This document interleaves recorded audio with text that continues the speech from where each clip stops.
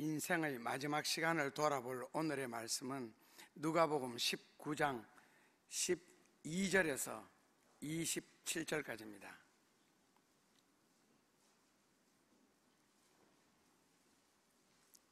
11절에 저희가 이 말씀을 듣고 있을 때 비유를 더하여 말씀하시니 이는 자기가 예루살렘에 가까이 오셨고 저희는 하나님 나라가 당장에 나타날 줄로 생각함이라. 자, 12절입니다. 가라사대 어떤 귀인이 왕위를 받아가지고 오려고 먼 나라로 갈 때에 그 종 열을 불러 은 열문화를 주며 이르시되 내가 돌아오기까지 장사하라니라. 그런데 그 백성이 저를 미워하여 사자를 뒤로 보내어 가로되 우리는 이 사람이 우리의 왕됨을 원치 아니하노이다 하였더라. 귀인이 왕위를 받아가지고 돌아와서 은준 종들의 각각 어떻게 장사한 것을 알고자 하여 저희들을 부르니 그 첫째가 나와 가로되 주여 주의 한 문화로 열 문화를 남겼나이다. 주인이 이르되 잘하였다 착한 종아, 너가 지극히 작은 것에 충성하였으니 열 고을 권세를 차지하려 하고 그 둘째가 와서 가로되 주여 주의 한 문화로 다섯 문화를 만들어나이다. 주인이 그에게도 이르되 너희도 다섯 고을을 차지하라 하고 또 한 사람이 와서 가로되 주여 보소서 주의 한 문화가 여기 있나이다. 내가 수건으로 사두었나이다. 이는 당신이 엄한 사람인 것을 내가 무서워함이라.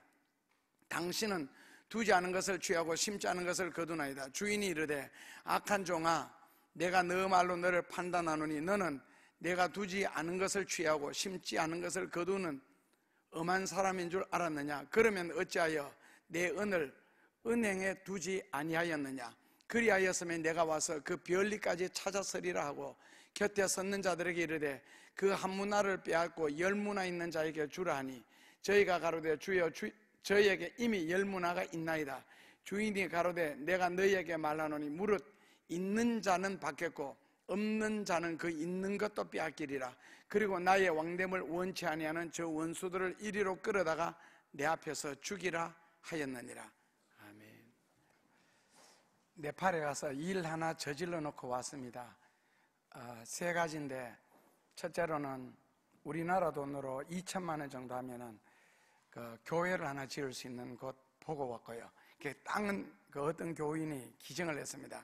전 세계 어느 나라든지 땅값은 다 비쌉니다. 근데 땅이 기증되어 있으니까 2천만 원 정도 하면은 브로커로 해서 시멘트로 좋은 건물을 하나 지을 수 있고, 그 다음에 약간 그 변두리 쪽에, 그러니까 우리나라로 하면은 제일 남단, 거기는 그게 이제 제일 동쪽 끝이 되는데 거기에는 1,000만 원을 하면은 교회를 하나 지을 수 있습니다. 두 가지고, 그 다음에는 저희들이 찾아갔던 선교했던 초등학교, 아마 그 아이들은 뭐 평생 풍선을 처음 본다 그러니까요. 최선희 집사님이 풍선 아트를 해줬는데 그걸 처음 보는가 봐요. 그래서 놀이공원에 데리고 갔는데 아이가 그것을 보다가 넋이 빠져서 치마가 흘러내렸는데 팬티를 안 입었더래요. 그래서 선교사한테 아이 팬티를 안 입었다라고 제가 이야기를 했더니 그 동네에서는 팬티 입는 것이 이상하대요. 가난하니까요. 그러니까 아마 제일 가난한 학교 같은가 봐요. 과자 같은 걸 주어도 안 먹어요. 이게 보자기에 사고 호주머니에 넣고 집에 가서 가족들하고 같이 먹으려고. 근데 그 학교에서 저희들에게 선교사를 6개월 단위로 파송해 줬으면 좋겠다. 그러니까 가서 예배인도 하고 영어되고, 그리고 그 아이들이 굉장히 좋아한 것은 태권도 폼.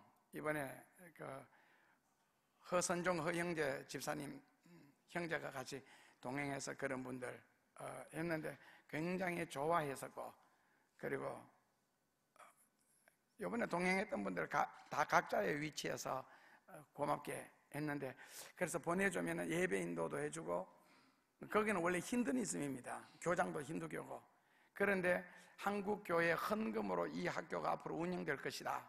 그게 뭐 이제 무료급식이죠. 쉽게 말하면 무료급식하고 학용품하고 교과서 사주는 거, 이제 옷 같은 걸 우리가 좀 공급해주고 싶은데, 그래서 와서 한 6개월 단위로 선교사를 파송해 줬으면 좋겠다고 했는데, 혹시나 주변에 떠듬거리는 영어만 되면 됩니다. 영어 유창할 줄 모르고 그쪽 나라 선교사 수준 정도의 영어 하면 될 것 같아요. 지금까지 제가 해외 한 23개국 정도 다니면서 봤는데 선교사님처럼 이번처럼 영어 못하고 그 나라 말 못하는 사람 처음 봤어요. 그냥 거기 투게들 뭐야 그 길 건너편 그 레스토랑 오케이 그런데 다 알아들어요. 그 정도 영어만 할 줄 아시면 됩니다, 학생들에게. 그래서 한 6개월씩 이렇게, 물론 우리 교회에서 생활비는 하고 집값 같은 것은 해줄 테니까 혹시 주변에 그 보람 있는 일 하실 분 있으면 추천해 주셨으면 감사하겠습니다. 선교사 파송해 주실 분, 둘째로는 그 1,000만 원 하면은 교회를 하나 지을 수 있고 2,000만 원 하면은 교회를 브로커 건물로 잘 지을 수가 있습니다. 그 다음에 하나는 은혜 참 감사하다는 것, 그 배우의 기도가 컸다는 것. 우리가 가기 전날까지 소나기가 무지하게 많이 왔답니다. 그리고 온 이후에 다시 비가 쏟아지기 시작합니다. 근데 저희들이 있는 동안에는 그 사랑의 교회에서 잠시 대화하는 동안 비가 한 5분 온 것 제외하고는 비가 오지 않았고, 그 다음에 저희들이 집회하는 장소가 초, 중, 고등학교, 사립학교를 빌려서 했는데 그 집회 때문에 학교가 하루 휴교를 했습니다. 그런데 옥상에다가 이 집회 장소가 마련되어 있는 거죠. 교실 사이즈가 우리 교회 화장실 사이즈라고 생각하시면 됩니다. 그 화장실도 큰 화장실, 1층 화장실보다는 훨씬 적고요. 그러니까 이제 집회가 안 되니까 옥상에다가 이 슬레이트인데 철판 슬레이트 있잖아요. 그냥 해놓고 뭐 벽도 아무것도 없어요. 거기다가 그냥 의자만 갖다 놓고, 물론 뭐 쓸 수 있는 것도 없고 자기 무릎에 놓고서 이렇게 앉을 수 있는 의자만 마련했는데, 거기에 만약에 집회를 하면서 선교사님이 걱정을 굉장히 많이 했답니다. 햇빛 비치면 어떻게 할까? 비 오면 어떻게 할까? 그 양철 지붕에 햇빛이 비쳤더라면은 생각만 해도 끔찍하고, 그 다음에 비가 왔더라면은 위에만 그냥 지붕 모습만 있죠. 양옆에 하고 그 다음에 터진 부분은 사람들 비를 그대로 다 맞아야 되거든요. 그런데 집회하는 내내 하루에 4시간 30분씩, 오전 2시간, 오후 2시간 반, 구름이 한 번도 그친 적이 없습니다. 그러니까 집회한 분위기는 너무 좋은 거죠. 거기다 바람이 약간 불어주니까 히말라야 산맥 그 눈, 거기서 오는 바람이라서 얼마나 시원한지, 뭐 에어컨, 그 자연스러운 시원함이 있잖아요. 그래서 집회 내내 동안 그런 바람이 몰아치는 게 아니고 우리나라 말로 하면 산들바람 정도, 그래서 아주 시원하게 기분 좋을 정도로. 그래서 뒤에서 참 기도 많이 하시는구나, 준비하시는 분들이 기도 참 많이 하셨구나 하면서 여러 가지 그 하나님의 그 섬세한 보살핌까지 체험을 했습니다.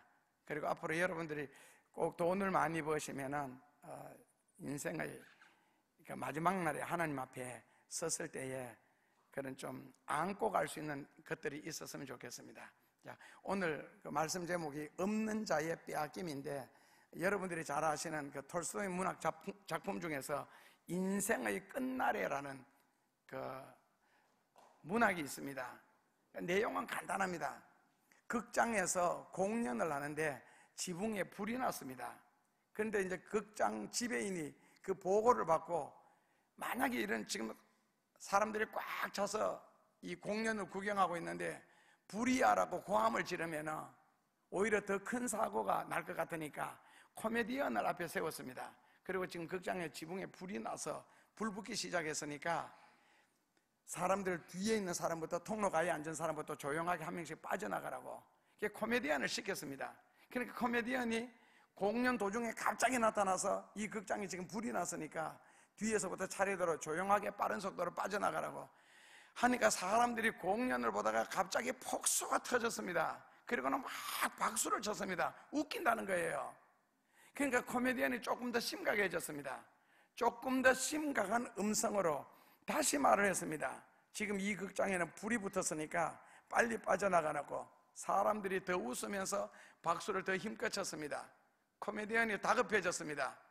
그래서 이번에는 좀 더 목에 핏대를 올려서, 내가 지금 하고 있는 말은 코미디가 아니고 사실이니까 빨리 나가라고, 지금 극장에 불이 붙었다고 계속 외쳐대는 동안에 결국에는 지붕이 무너져서 거기 있는 사람들이 깔려서 불에 타 죽는다는 그런 내용입니다. 코미디언은 사실을 이야기하는데 앉아서 듣는 사람은 농담으로 들었습니다. 이제 이것이 톨스토이 작품에만 나오는 내용이 아니고 창세기 19장에 보면 로사의 사위들이 내일이면은 유황불이 여기가 떨어진다. 그리고 잠시 후면 유황불이 여기에 떨어진다. 다 타 죽는다. 나가자. 나중에 롯이 주저주저 하니까 천사가 롯의 손을 잡고 강제로 끌고 나가는 장면이 나옵니다.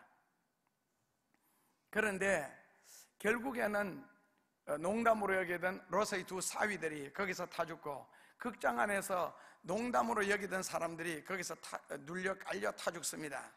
얼마든지 피할 시간이 있었음에도 불구하고 그 피할 수 있는 기회를 다 놓친 사람들의 불상사를 당하는 이야기입니다. 톨스토이 자체가 사형을 당해서 죽음을 경험한 사람입니다. 물론 살아나긴 했지만은요. 그래서 톨스토이 문학의 작품 배경에는 항상 두 가지가 있습니다. 첫째로는 넷의 이야기. 그 넷의 이야기를 톨스토이는 어떻게 성화시키느냐면은 인생이 어떻게 살아야 되는가, 그리고 마지막 날에는 반드시 심판이 있다. 그 부분에 대해서 많이 다루고 있습니다. 그래서 톨스토이 작품을 읽으면서 오늘 이 시대를 향한 하나님의 메시지가 아닌가라고 받아들여집니다. 성경에 보면은 예수님의 비유 중에서 유독 종말에 관한 비유가 굉장히 많이 있습니다. 예를 들어서 알곡과 쭉정의 이야기요, 지혜 있는 종의 이야기, 지혜로운 청지기 이야기, 열처녀 비유, 달란트 비유, 양과 염소의 비유, 그리고 바다에 그물을 던졌을 때 그 물고기 잡는 비유, 그리고 오늘 본문의 문화 비유, 이 전부 다가 종말에 관한 비유들의 특징입니다. 말세에 관한 인생의 마지막에.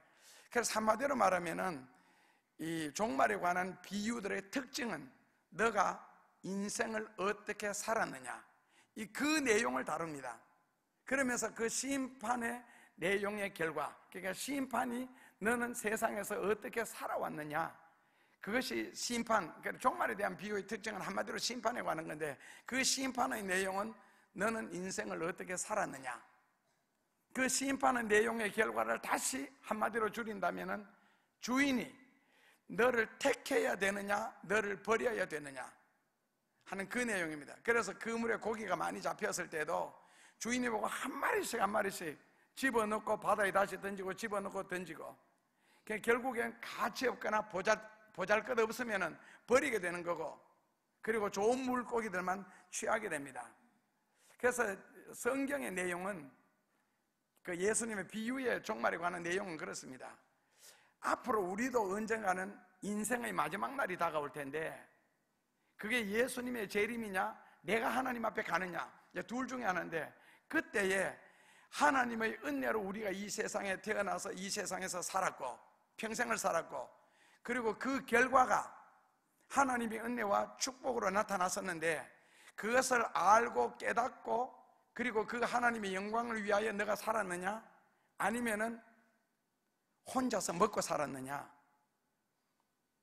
앞으로 내가 들어가서 살 영원한 집이라는 천국을 위하여 무언가를 얼마나 준비하고 살았느냐, 아니면은 하나님도 계시고 천국도 있고 지옥도 있다 하는 정도를 믿으면서 내 마음대로 살았느냐, 그 하나님을 인정하고 교회는 예수님의 몸이다라고 고백하면서 그냥 교회를 왔다 갔다 했느냐, 교회를 통하여 주어지는 어떤 진리, 들려지는 진리를 깨닫고 생활 속에서 누군가의 유익을 위하여 살았느냐,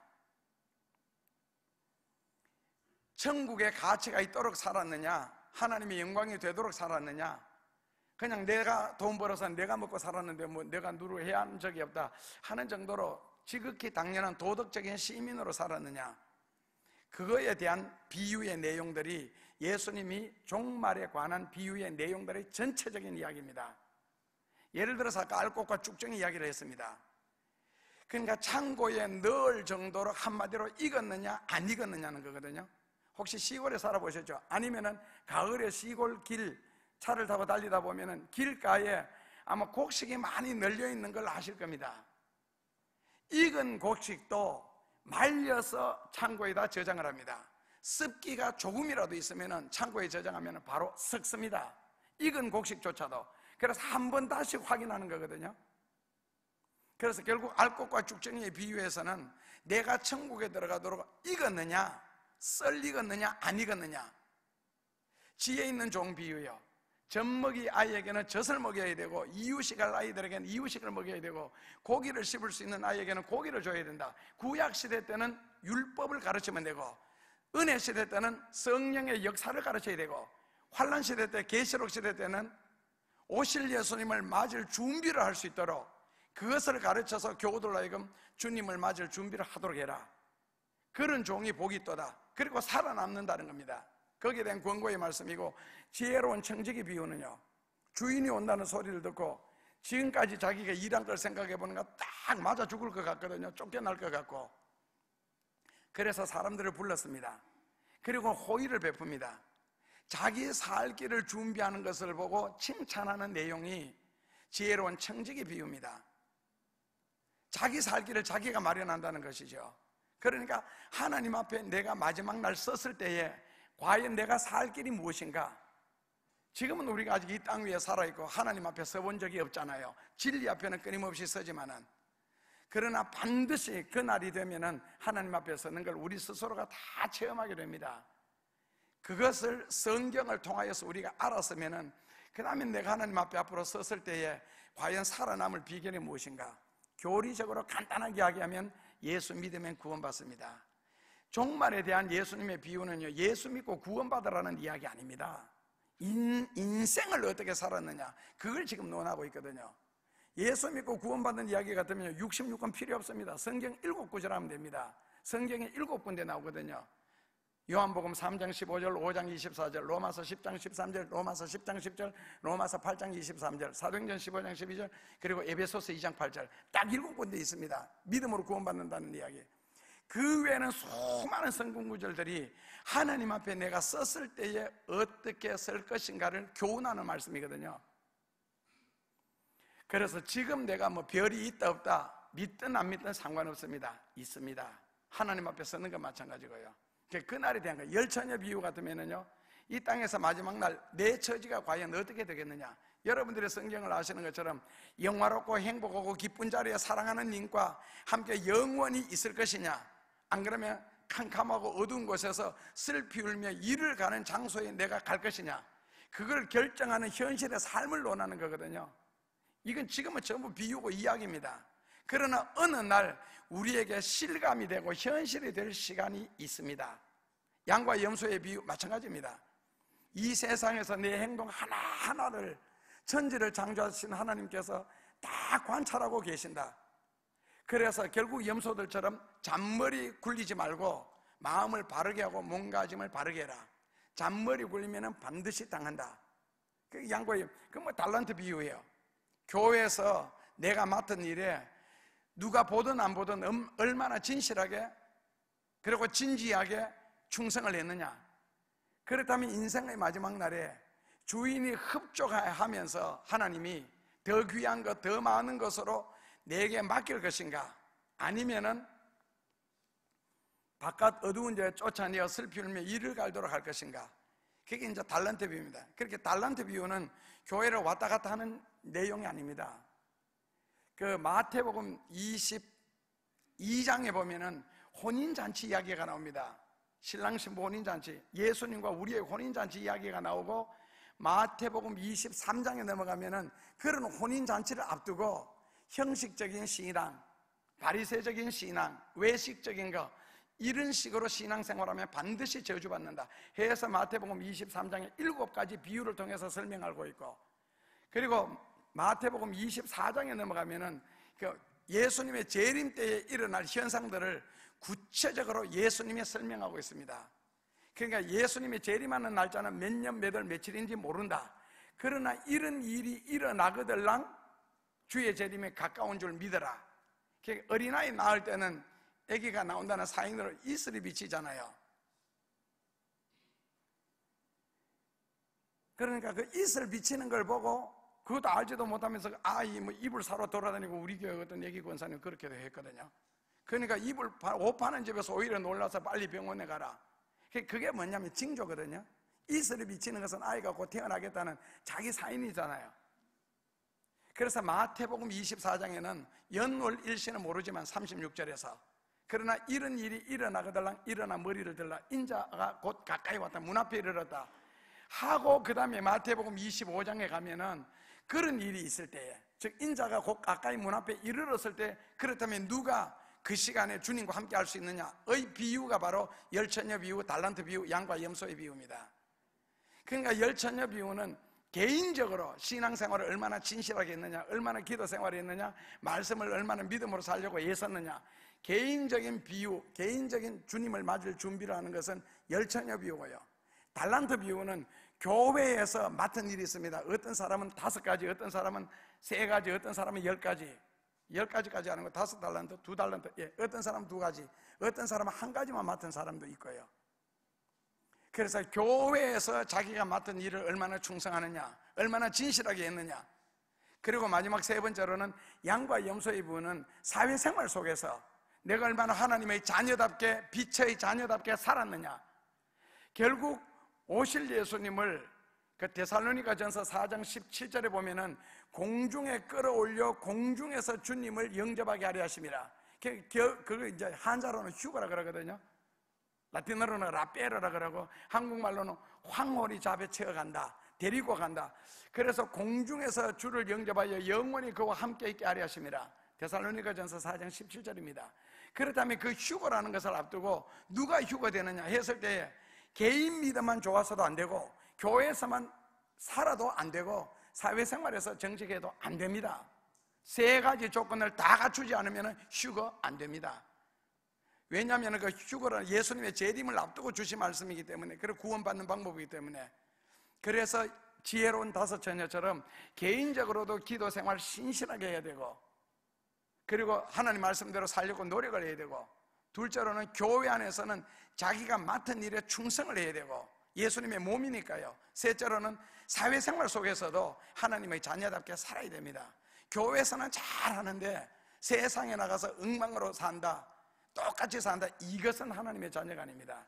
한 번 금은 영원한 금이기 때문에 교회 안에서 금 색깔과 시장 바닥에서 금 색깔이 달라진다, 그것은 이미테이션입니다. 가짜입니다. 그렇다면 사회생활에서도 우리가 하나님의 자녀답게 살아야 되는데 이 3가지를 갖춰야 된다는 거거든요. 그래서 오늘 이 종말에 관한 비유 중에 하나가 바로 문화비유입니다. 바로 이런 내용들이 나옵니다. 그래서 여러분들이 잘 아시겠지만 오늘 본문 성경을 다시 한번 분석하겠습니다. 성경을 다시 한번 보시지요. 자, 먼저 12절 말씀입니다. 어떤 균이, 이게 알레고리적으로 해석할게요. 성경에 해석하는 방법이 7가지가 있는데 그 중에서 그 비유적 알레고리로 해석을 한다면 여러분들이 대답하시면 됩니다. 가라사대, 예수님이 말씀하시죠. 어떤 귀인이 왕위를 받아가지고 오려고 먼 나라로 갈 때 했을 때, 여기서 귀인, 가장 귀한 분은 누굽니까? 예수님. 그런 식으로 해석하는 걸 알레고리적 해석이라고 합니다. 자, 둘째로는 귀인이 왕위를 받아가지고 오려고, 왕위를 받아가지고, 예수님이 받아오실 왕위는 뭡니까? 만왕의 왕이죠. 요한계시록 17장 14절에 만왕의 왕. 그러면은 이제 일반적으로 왕노로 달 사람은 분봉왕입니다. 받아가지고 오려고, 만왕의 왕위를 받아가지고 오려고 먼 나라로 갈 때, 먼 나라가 어딥니까? 하나님 나라죠. 천국. 갈 때에는 뭡니까? 갈 때는 뭡니까? 승천이죠. 사도행전 1장 11, 2절에 승천하실 때에, 그 승천하시기 전에 그 종 열을 불렀다. 그 종은 누굽니까? 종.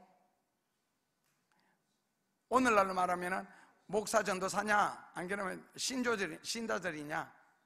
여기서 종은요? 신자들입니다. 아셨죠? 이건 목회자들 이야기 아닙니다. 우리 모두의 이야기입니다. 열을 불렀다는 말은 만수입니다. 모든 사람을 열이라고 표현합니다. 불러, 그라는 말은요, 불렀죠. 열문화를 주며, 은은 사명을, 그러니까 인생을 각각 한 번씩 산다는 사명을 주며 이르시되 내가 돌아오기까지, 뭐 할 때까지요? 재림하실 때까지죠. 돌아올 때까지니까. 장사하라. 장사하라가 무슨 뜻입니까? 사명을 잘 감당해라. 인생을 열심히 살아라. 이런 뜻입니다. 이제 그런 각도에서 이제 오늘 본문을 27절까지 다시 보시면은, 자, 15절을 읽어보시면은요,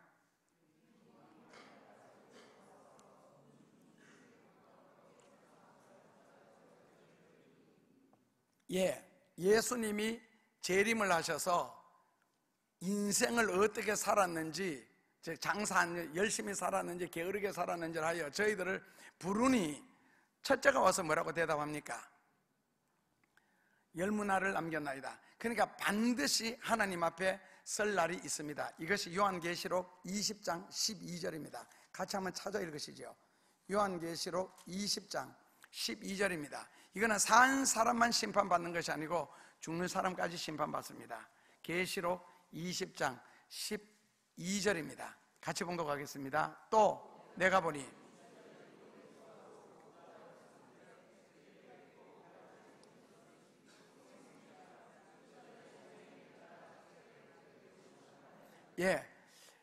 또 내가 보니 죽은 자들이 물온대소하고 어른이든 어린아이든 남녀 상관없이 보좌 앞에 섰는데, 즉 예수님 백보좌 되죠. 이거는 백보좌라 그럽니다. 왜냐하면 11절 말씀에 보면 내가 크고 흰 보좌, 크고 그라는 말은 대자고 흰 그라는 말은 흰 백자습니다. 그래서 크고 흰 보좌, 한자니까 다시 한국말로 하면은요 희고 큰 보좌, 그래서 흰 보좌를 백보좌라고 하고 큰 것을 그 심판자리니까 대심판, 그래서 백보좌 대심판 이렇게 합니다.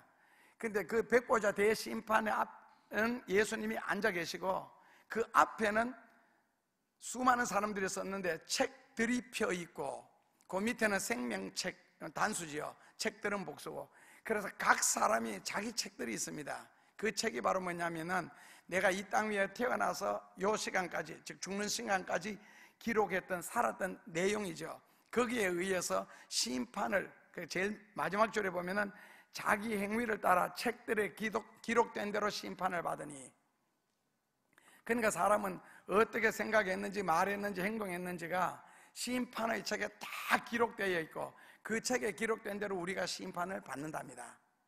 그래서 예수님이 은준 종들, 다시 말하면 너 이 세상에 나가서 몇 년 동안 살아라, 몇 년 살아라. 생명이라는 거 아시죠? 살 생자에 명령할 명자입니다.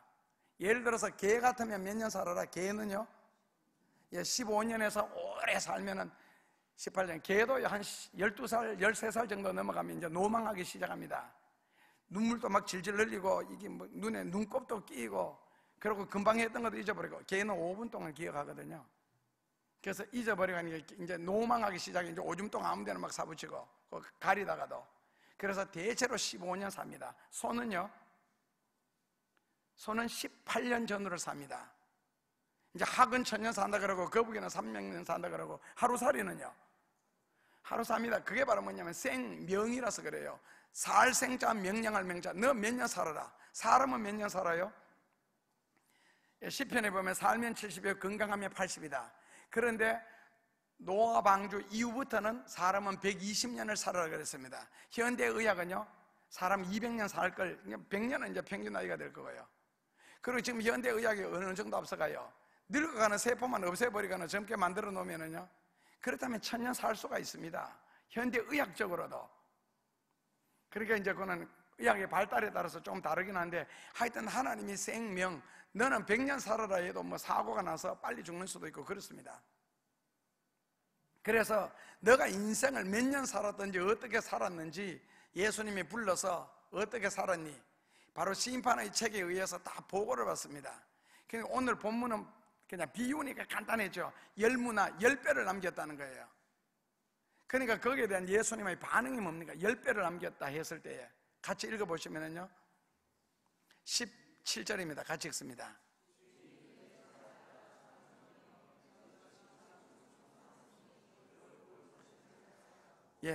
열고울, 그러니까 잘하였도다 착한 종이여. 이거는 뭡니까?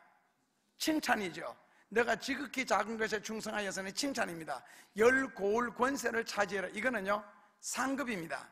그러니까 열문화를 남긴 사람에게는, 우리나라 성경에는 고울이라 그래서 빌리지처럼 됐는데 영어 성경에서는 You take charge of 10 cities, 10도시입니다. 그러니까 10도시를 차지하라는 거예요. 그리고 5문화 남긴 사람에게는 뭐라고 하십니까? 19절에요 뭐가 빠졌습니까? 칭찬이 빠졌습니다. 상급만 있습니다. 칭찬이 귀하냐 상급이 귀하냐 그랬을 때 칭찬이라는 건 다른 말로 바꾸면 영광입니다. 영광이 있는 자리에는 상급이 따르게 되어 있습니다. 그래서 칭찬이 더 귀합니다. 상급은 못 받아도 칭찬은 받아야 되는데 칭찬받으면 상급을 못 받을 수가 없습니다. 그래서 칭찬과 상급을, 어떤 얘기는 상급만, 그러니까 인생을 어떻게 살았느냐에 따라서 하나님 앞에 내가 섰을 때에 칭찬도 받고 10도시를 차지하는 분봉왕이 될 수도 있고, 아니면 칭찬은 없고 5도시만 차지하는 상급만 받는 사람도 있고, 그 다음에 재밌는 것은 한 문화 이야기죠. 20절에 보면 또 한 사람이 와서 가로되 주여 보소서, 주의 한 문화로 여기 사니 내가 수건으로 사도록 이는 당신의 엄한 사람. 뭐가 많아요? 말이 많아요. 10문화 남겼나이다, 5문화 남겼나이다. 간단합니다. 충성한 사람은요, 몸으로 이미 설명을 다 했거든요. 근데 몸으로 일을 하지 않다가 보니까 입으로 지금 설명하는 겁니다. 말이 많지요. 인생이라는 것은 입으로 사는 것이 아니고 몸으로 살아야 될 것 같은데,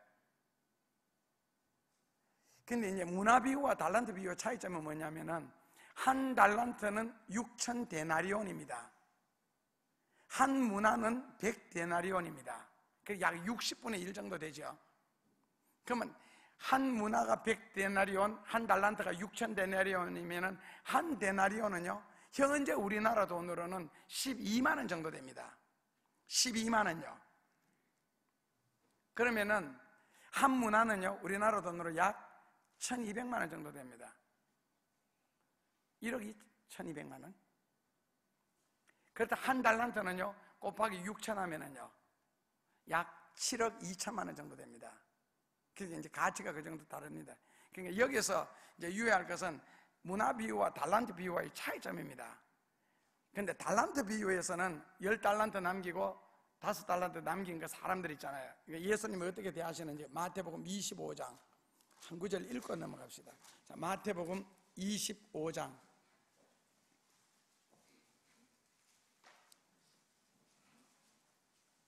14절에 보면은 어떤 사람이 타국에 갈 때, 그 어떤 사람은 예수님이고, 타국에 갈 때는 천국입니다. 가실 때는 승천하시는 거고요.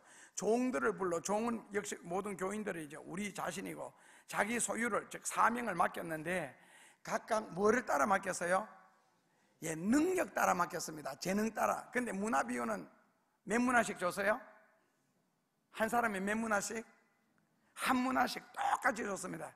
그러니까 결국 달란트는 능력을 따라, 그러니까 교회에서도 뭐 예를 들어 회의에서도 임원이나 무슨 자리가 있고, 또 교회 재직회에서도 있고, 또 각 뭐 실무진, 뭐 전도부라든지 윤회주일학교든지 이런 식으로든지 있으면 뭐 직분, 그리고 구역에서도 뭐 있고 하면은 한 5가지 직분 맡는 건 쉽습니다. 조금만 열심히 하시면요.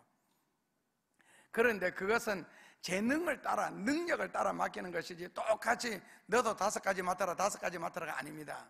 저희 교회 같으면은요, 최소한 한 사람이 그냥 1-2가지씩 맡기를. 왜냐하면 일이 한 사람이 너무 많이 맡으면은 다 충성하기 어렵거든요. 그래서 요즘은 다 훌륭하시니까, 똑똑하고 하니까. 그래서 하여튼 능력대로 맡기는데 5달란트, 2달란트 이런 식으로 맡기죠. 근데 이걸 장사로 갔는데 19절에 보면 오랜 후에 그 종들이 돌아와 저희와 함께 회개할세. 자, 20절 같이 읽습니다.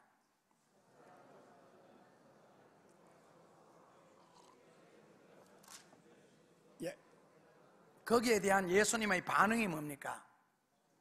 잘하였도다 착하고 충성된 종아, 너가 작은 일에 충성하였으니 내가 많은 것으로 이거 어디서 많이 봤던 구절 아닙니까? 어디서 보셔서요? 열문화에서 똑같은 말씀하시죠. 그러면서 하시는 말씀이 뭐라고요? 너 주인의 즐거움에 참여할지어도. 여기 주인의 즐거움은 혼인잔치자리입니다. 우리말로 다시 바꾸면 공중혼인잔치자리요.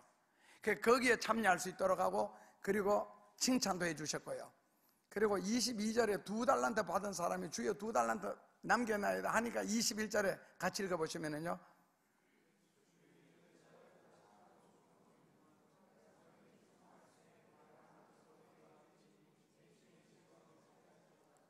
예, 10달란트 가져온 사람하고 4달란트 가져온 사람하고 예수님이 그들에 대한 태도나 자세는 같아요, 달라요? 같아요, 달라요? 같습니다.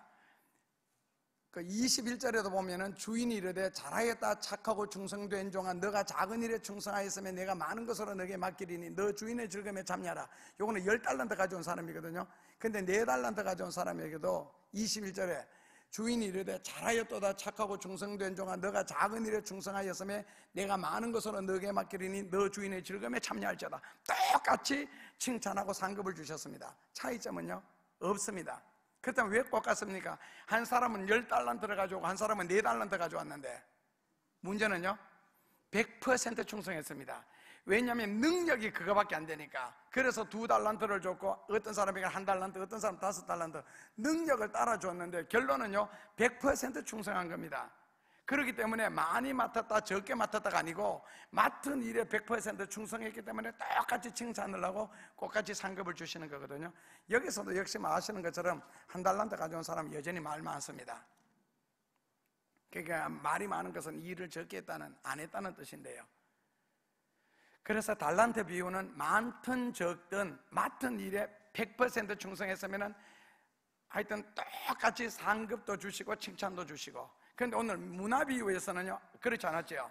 똑같이 인생을 한번 산다는 거예요. 그래서 한 문화, 한 번의 인생을 사는데 어떤 사람은 인생을 산 후에 자식들에게 물려줄 것을 많이 만들어 놨느냐, 하나님을 위해서 헌신한 것을 많이 만들어 놨느냐에 따라서 하나님이 대하는 자세가 완전히 다를 겁니다.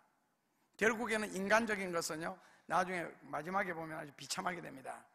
그러나 하나님을 위해서 많이 산 사람은요 칭찬도 하시고 상급도 주시고, 그리고 또 조금 적게 산 사람은요 칭찬은 없고 상급만 주시고 그렇습니다.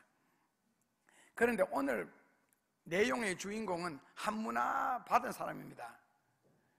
그런데 이제 누가 보면 다시 19장으로 돌아가셔서요 그 21절에서 22절에 보면은 이제 말이 많잖아요. 20절부터 한 사람이 와서 가로되 주여, 이제 말이 굉장히 많습니다. 그런데 말이 많은데 22절에 예수님의 반응이 뭡니까? 주인이 이르되 악한 종아. 저는 이게 이해가 안 됐거든요. 왜 악한 종이에요? 게으른 종이지. 한 문화를 사도도 그대로 와서는 게으르게 살았는데 예수님은 왜 악한 종아라고 이야기했을까? 악하다는 말은 인간이 근본적으로 못됐다 그러는 뜻이잖아요. 그러니까 못됐다 그러는 단어 뜻은 주인의 뜻을 바르게 파악하지 못하는 상태를 말하거든요. 이게 못됐다 그러는 겁니다. 그게 악한 거거든요.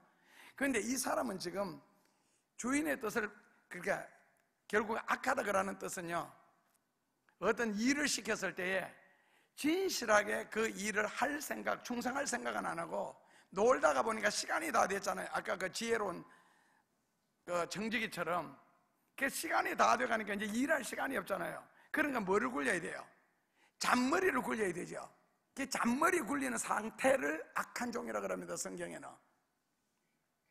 결국 잔머리를 굴린다는 것은 게으르다는 뜻이고, 게으르다는 것은 마지막 판에 가서 자기 살 길을 찾는 게 잔머리 굴리는 거거든요. 그 처음부터 진실하게 살았어야지.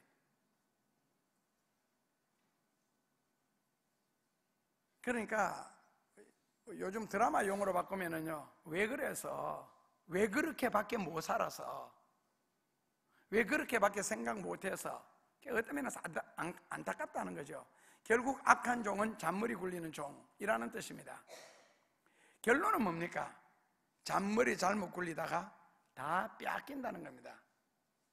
그래서 거기 26절 말씀에 보면은 주인이 가로되 내가 너에게 말하노니 있는 자는 받아 넉넉하게 되겠지만은 없는 자는 그 있는 것도 빼앗기리라. 없는 자는 있는 것도 빼앗기리라. 이제 잔머리 굴리고 살면은요. 그렇다면은 없는 자는 그 있는 것도 빼앗기리라. 그러니까 10문화 남긴 사람, 5문화 남긴 사람이 가지고 있는 것과 1문화 남긴 사람이 가지고 있는 것이 있는데 10문화 가진 사람은 있는 것에 더하여 주고, 그리고 뭐가 있는데 뭐를 더하여 줬어요? 그런데 1문화 가진 사람은 없는데 있는 것까지 빼앗기리라. 그럼 이미 없는데 뭐가 있길래 그것까지 마저 빼앗긴다는 뜻이겠어요? 이것이 이제 오늘 성경 공부하는 핵심이거든요. 그런데 이 지금 있는 자는 받아 넉넉하게 되되 없는 자는 있는 것까지 빼앗긴다. 있는 자는 받아 넉넉하게 되되 없는 자는 있는 것까지 빼앗긴다. 이것을 요구절을 설명하기 위해서는 약 1시간 30분 정도의 성경 공부가 필요합니다. 왜냐하면 신약 성경의 함축입니다. 예수님의 재림과 휴거와 심판과 관계된 모든 말의 결론은 바로 이거거든요. 그래서 1시간 반 정도 걸리는데, 지금 여기서는 이제 설교 시간이니까 할 수가 없고, 오후 예배 시간이나 수요일이나 금요일 같은데 이제 이런 식의 성경 공부를 합니다. 이제 성경 공부죠, 낱말 그대로. 그래서 저녁에 나중에 할 기회가 있으면 되고, 어쨌든 있는 자는 받아 넉넉하게 되고 없는 자는 있는 것까지 빼앗긴다 했을 때, 옛날 목사님들은 이것을 어떻게 설교했느냐면 빈익빈 부익부라 그랬습니다. 빈익빈 부익부. 근데 지금 이 성경에서는요, 빈익빈 부익부와는 전혀 상관이 없습니다. 그 옛날 목사님들의 수준이 얘기했죠. 그것이. 그리고 지금도 그렇게 해석합니다. 성경을 그 정도밖에 눈에 안 보이니까요. 있는 자는 받아 넉넉하게 된다 그러니까 부익부이고, 없는 사람은 있는 것까지 빼앗긴다 그러니까 빈익빈이다. 세상적인 말로 바꾸면은 돈이 돈을 번다, 이제 이런 식으로 해석을 하거든요. 그래서 돈이 많은 사람은 돈이 돈을 벌어주고, 돈이 없는 사람은 죽으라고 일을 해도 먹고 살기 바쁘다, 그런 뜻으로 성경이 과연 그 정도밖에 수준 안 될까? 예수님이 그 말씀하시기 위해서 과연 이 긴 비유를 말씀하실까? 인생에 대한 이야기입니다. 그런데 예수님이 하고 싶은 내용의 결론은요, 26절 27절입니다 같이 한번 읽어보실까요? 주인이 가로되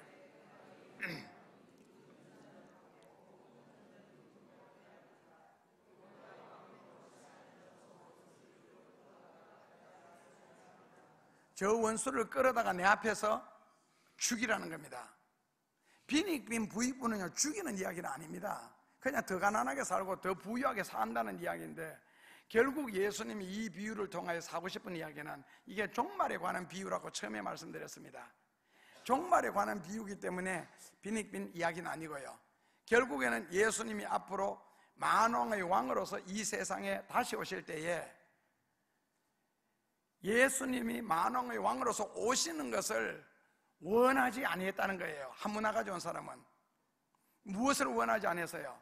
다시 말하면은 더 열심히 전도한다든지 열심히 기도한다든지 인생을 열심히 살아서 여러분들이 잘 되어서 나로 말미암아 하나님 앞에 영광 돌릴 수 있는 풍요로운 내용들, 수많은 영혼들이 있으면은 그 수많은 영광과 수많은 영혼들로 오실 예수님을 이제 영접을 해야 되는데, 결국 충성하지 않았다, 게으르게 살았다, 그것으로 끝났다는 것은 예수님을 영광스럽게 영접할 준비를 하지 않는 것으로 끝났다는 거예요. 그러니까 결국에는 게으르게 사는 것은, 게으르게 살았다는 것으로 인생이 끝나는 것이 아니라, 내만 가난하게 살고 내만 어렵게 살면 되지 않느냐, 그것이 아니고, 왜 가난하게 살았느냐, 왜 어렵게 살았느냐, 왜 힘들게 살았느냐, 더 다른 말로 바꾸면 왜 전도 안 해서, 왜 인생을 열심히 살아서 하나님 앞에 영광 돌릴 수 있는 많은 재료를 가질 수 있는 얼마든지 인생의 기회가 있었는데, 학생들로 말하면 공부할 기회가 초등학교 6년, 중고등학교 6년, 대학교 4년 그 이상 얼마든지 공부할 수 있는 기회가 10몇 년씩, 거의 15년 이상씩 있는데, 왜 그때 열심히 공부 안 하고 세상에 나와서 이렇게 땀을 삐질삐질 흘리면서도 힘들게 살고 고생하며 사느냐는 거예요. 너 학생 시절 뭐 해서? 그것과 꼭 같은 질문입니다. 일생을 70년, 80년을 우리가 살아가는데, 지금은 은퇴하고도 은퇴하기 전만큼 인생을 살잖아요. 뭐 했느냐는 거예요. 은퇴했기 때문에 할 일 없는 것이 아니고, 은퇴했기 때문에 이제 내 일을 내 마음껏 구상하면서 얼마든지 더 열심히 살 수가 있는데, 그럼 뭐 해서? 이걸 지금 묻는 거거든요. 결국에는 왜 그렇게밖에 못 살아서, 너 왜 그렇게밖에 인생 안 되어서, 결국 충성하지 않았다, 봉사하지 않았다는 것은 열심히 맡은 일에 충성해라, 뭐 항상 기뻐해라, 범사에 감사라 하는 그 말씀을 하신 하나님을 인격적으로 너는 모독했고 무시했다는 겁니다. 예를 들어서 어머니가 아이한테, 야, 저 밖에 가서 뭐 하나 사와. 엄마가 지금 음식을 준비하고 있으니까 너가 가서 뭐 음식 준비하다 마침 뭐 간장이 떨어졌다, 가서 간장 한 병 사올래. 그랬을 때에 그 아이의 대답은 두 가지입니다. 싫어. 안 가, 못해. 그 다음에 네, 다녀오겠습니다. 자, 다녀오겠습니다가 당연한 대답인데 우리가 생각할 때는 왜 안 가, 싫어 라는 대답을 할 수 있겠어요? 한마디로 어머니 무시하는 겁니다. 자, 평소에 아버지가 좀 힘이 있어서 만약에 아버지가 야, 밖에 나가서 성냥 하나 사와, 아니면 엄마 말을 듣고 아버지가 야, 밖에 가서 두부 한 모 사와, 아버지가 말씀하셨는데 아이가 안 가, 못해 라고 할 수 있겠어요? 그렇다면 결국에는 상대편의 말을 무시하는 것은 인격적인 모독이고 상대편에 대한 무시입니다. 성경이 우리에게 요구하는 것을 우리가 불순종해요. 성경에는 범사에 감사하라 그랬는데 입에서 끊임없이 불평이 흘러나오고 끊임없이 원망이 나온다면 그 말씀을 하신 분을 모독하는 겁니다. 한마디로 효자가 아닙니다. 다른 말로 바꾸면 신자가 아닙니다. 결국 성경대로 하나님이 하시는 말씀대로 살지 않겠다는 것은 성경에는 말씀대로 살지 않았다, 내가 말씀을 거역했다, 거기로 끝났으면 좋겠어요. 그런데 성경은 뭐라고 말씀하십니까? 27절에 저 원수들을 내 앞에 끌어다가 내 앞에서 죽여라. 결국 하나님의 말씀을 모독을 하고 하나님의 말씀을 불순종했을 때에, 충성하지 않고 봉사하지 않았을 때에 예수님의 대답은 원수들이라고 표현했습니다. 한문화 가져오는 사람들이 많은가 보지요. 원수들을 끌어다가 내 앞에서 죽여라. 그 말씀은 역사적으로 아켈라오가 그때 그 로마에서 분봉왕이 돼가지고 너 유대로 가서 왕노로 되라. 로마가 이제 세계적으로 지배를 할 때예요. 그래서 아켈라오가 그 분봉 왕위를 받아가지고 유대 나라로 왔습니다. 그래서 자기가 유대의 분봉 왕이라고 시작을 하는데 그때 많은 유대인들이 반대를 했습니다. 많이 죽일 때는 하루에 8,000명을 십자가에 못 박아 죽여버렸습니다. 내가 분봉 왕 되는 것을 반대한 유대인들을요.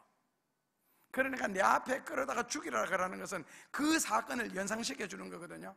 죽여라 그라는 말은 원어 그대로 해석하면요, 학살해라, 멸절시켜라, 싸그리 없애라, 가혹하게 죽여라. 그냥 죽이라는 게 아니고, 그게 이제 우리나라 성경에서는 내 앞에서 죽여라 이렇게 표현했습니다.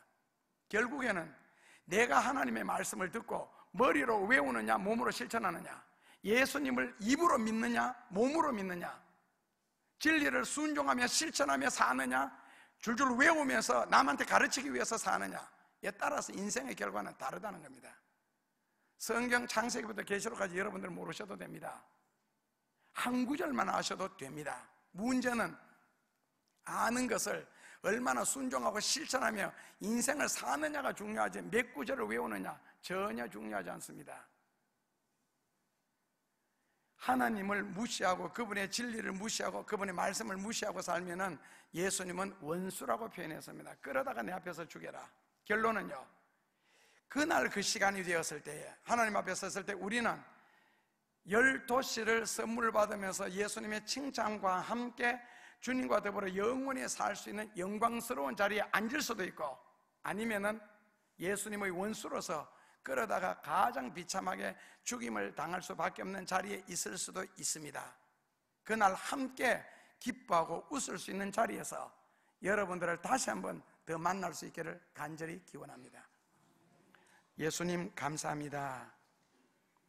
문화의 비유를 통하여서 인생을 진지하게 받아들일 수 있도록 꼭 축복하여 주시고, 이 말씀을 로서의 사위들처럼 귓가로 흘렀다가 때로는 농담으로 여겼다가 비유로 이야기로 들었다가 인생의 그날의 뜨거운 맛을 보지 않도록 꼭 보살펴 주시고, 이 진리를 진지하게 받아들이고 진실하게 받아들임으로 하나님 앞에 믿음으로 잘 살았다가 그날 영광의 자리에서 함께 기뻐하며 즐거워하며 영원을 누릴 수 있도록 저희들을 꼭 축복하여 주옵소서.